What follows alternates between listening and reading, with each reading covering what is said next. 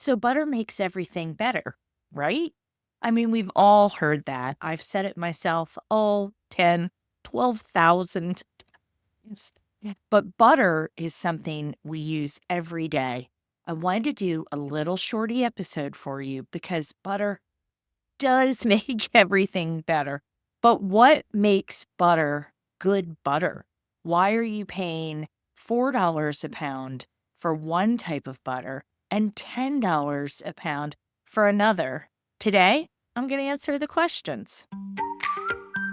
Welcome to the Empty Nest Kitchen, where we're finding fun in the kitchen now that the kids have flown the coop. I'm Christine Van Bloom, a cooking teacher with over 25 years of experience, here to show you tips, tricks, and joy in your kitchen, all while trying something new. Let's get cooking.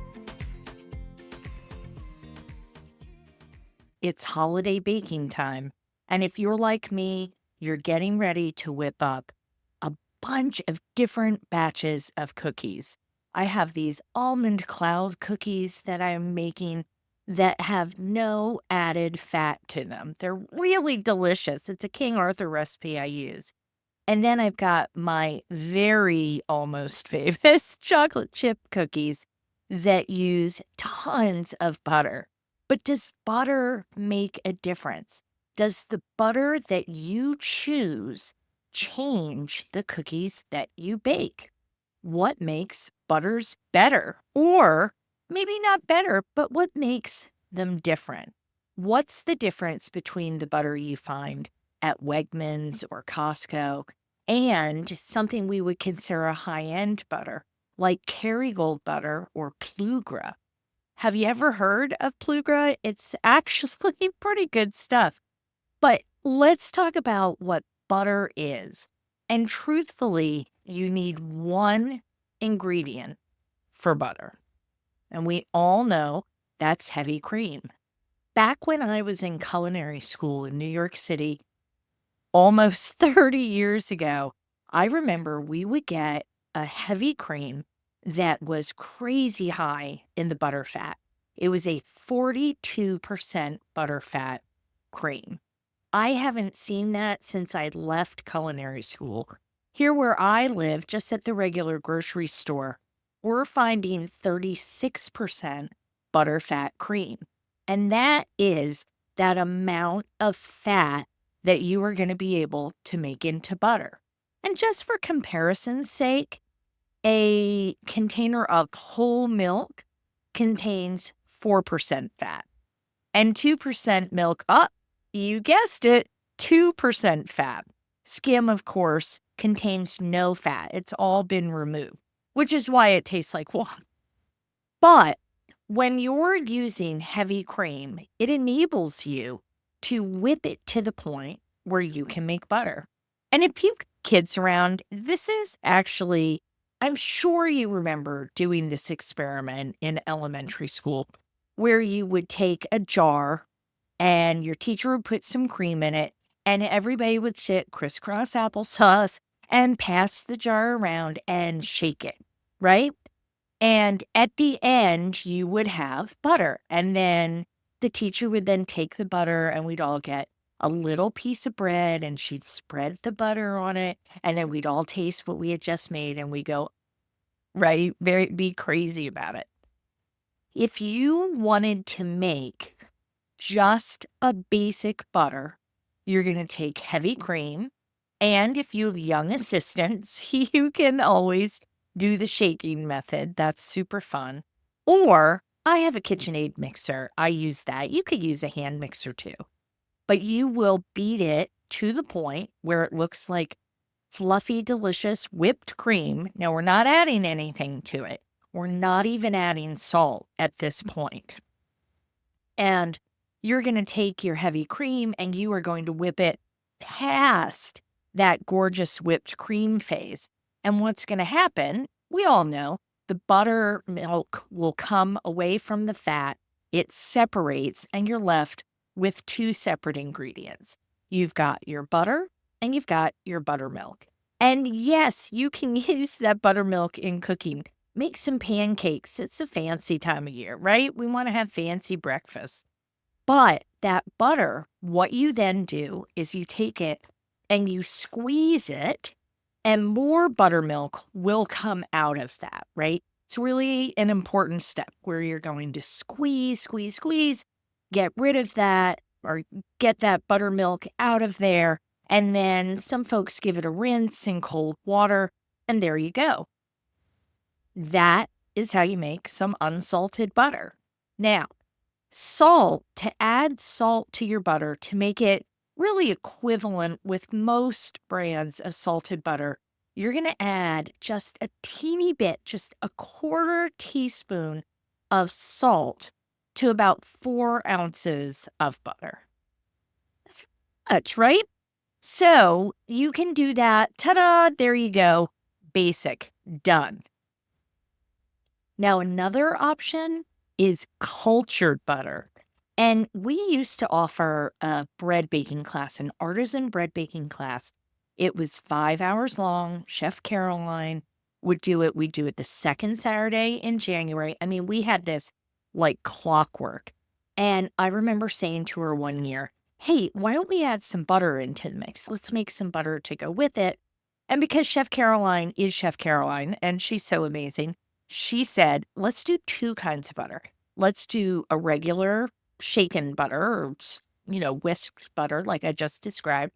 And let's make a cultured butter. And I remember saying, okay, your class, do what you want to do. And she said, holy bananas, did they go crazy for the cultured butter? Because cultured butter, just like it sounds, has more happening in it. It's a longer process, of course, so we couldn't just make it in the class and have it made. But it's a recipe that typically involves not just your heavy cream, but something maybe with a little tang to it. You could use a whole milk yogurt, and you're going to take your cream and your yogurt and you're going to whisk them together and then leave it in your kitchen. We used to do this when we would make creme fraiche, and creme fraiche is delicious, but that's another episode. So you would take your combination of cream and yogurt, and then you'd set it on the counter and leave it there, I don't know, day and a half, anywhere from a day to a day and a half. And it would start to thicken, and it would get, you can imagine because it's got some yogurt in it, it's got a little more tang. So then you would take it, you'd pop it in the fridge for just a little bit, and then you're going to take it and do the whole thing. Strain it, make sure you whip it really, really well till the butter starts to separate from the buttermilk, and there you go. I mean, these are the basics. If you look, New York Times cooking section is one of my favorites. I absolutely love it. I use it for reference all the time. I pull tons of their recipes, but they have a fantastic recipe for homemade cultured butter. And I will even put that link in the show notes for you. But because of that extra tang and because of that extra time, it has the opportunity to develop a deeper butter flavor.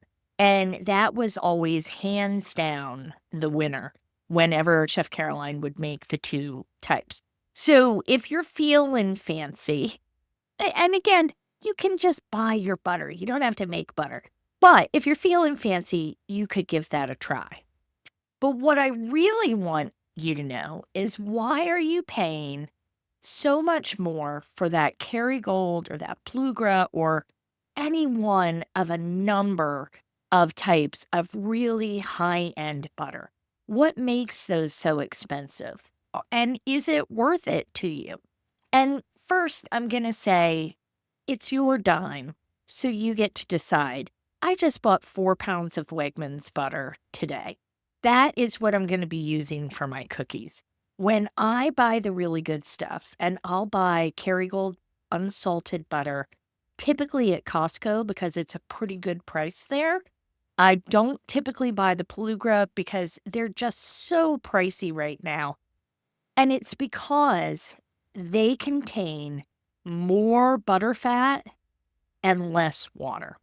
And what that does is not only gives it a richer flavor, but it also makes it creamier. They say that Plugra is churned more slowly, which makes it more pliable. It's all because it's got less water and they're pulling really good cream. They're really getting, the best cream that they can.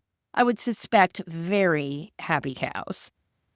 But I typically will get that Kerrygold at Costco, like I said, because there I can rationalize the price difference and is a tastier butter. It's a little more yellow, which I like, and it does have a little more of that creaminess factor. So when it comes to the butter that you're going to use, I like to say use the best that you can afford. Like I said, I will buy it for special occasions, but I do tend to go with either the Wegmans or the Costco butter. But the real question, I think, when it comes to butter is unsalted versus salted. When I've got a fresh roll right out of the oven, hoo-hoo, I would love a little salt on my butter there. But I pretty much exclusively buy unsalted butter. I wish I could give you a great reason. The real reason is because that's what I learned in culinary school all those decades ago. Now, typically, what it means to you is that you get to control the amount of salt in your recipe. Sometimes, when you're pulling a recipe from a well known or really reputable source, you will see that it says, if using salted butter, omit 1/4 teaspoon or something along those lines. But what it really is you controlling the flavor the whole way. When I make my chocolate chip cookies, I measure hard on my salt because I like them to have a little bit of an edge to it. But I only use unsalted butter. So it's what are you using them for? Are you making really beautiful fresh rolls? I love a fresh roll. Card it up.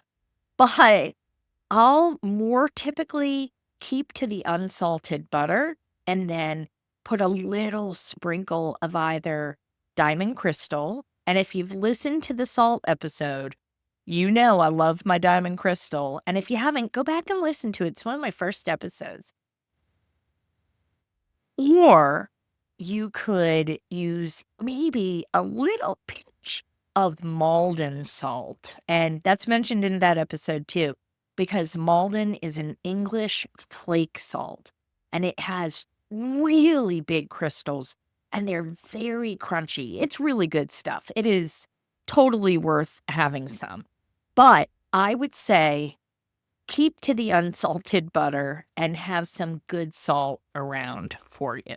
Also, if you are baking with butter and it says that you need to make sure your butter is softened to room temperature, right? Because if you are trying to bake and your butter is not soft enough, it will be clumpy and it won't be as spreadable. It's a little trickier to work with. You want to make sure that if you push on your butter with a finger, you're going to leave a bit of a dent and a bit of a fingerprint. Now your finger shouldn't go the whole way through that butter, but that is how we know to do it. Typically 30 minutes or an hour out at room temperature is going to work. Right now, I'm in an old drafty house, so my house is a little chillier. It can take a little longer.